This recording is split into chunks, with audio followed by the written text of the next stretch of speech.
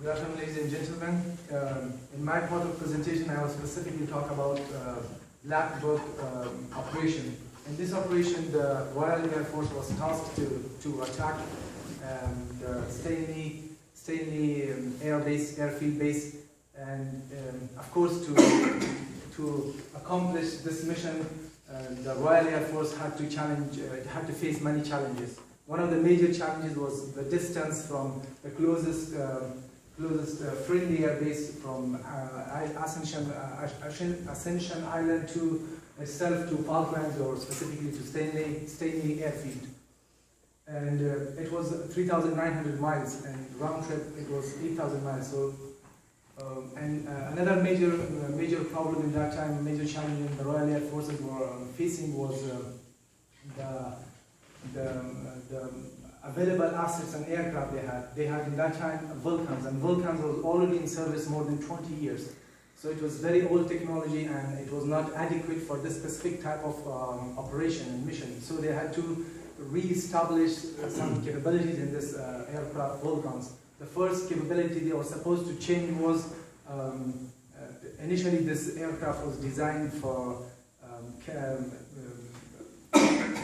nuclear carrier weapons, and they had to convert the system to the simple conventional war.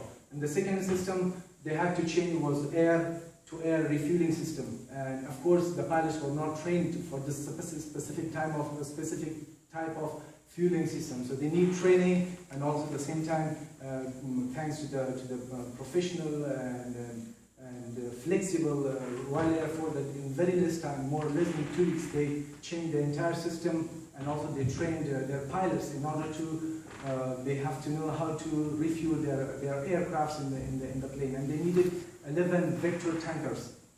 So in the 1st May 1982, in very less time, everyone was ready to accomplish this mission. So they launched the operation on Stanley Air Base, and at the same time, Argentinian, they had very strong defensive system. They had even targeted at one of the British best anti-aircraft missile. But the only thing the Argentinians, they never expect that the British Royal Air Force will launch an operation back so far from their country, because basically British Royal Force was only designed for the protection of Europe and maximum for Cold War against Soviet Union. But it was a good surprise. Finally, they launched they start bombing on the same night, and they hit the runway, and they accomplished the mission successfully after 15 hours and 50 minutes of non-stop piloting.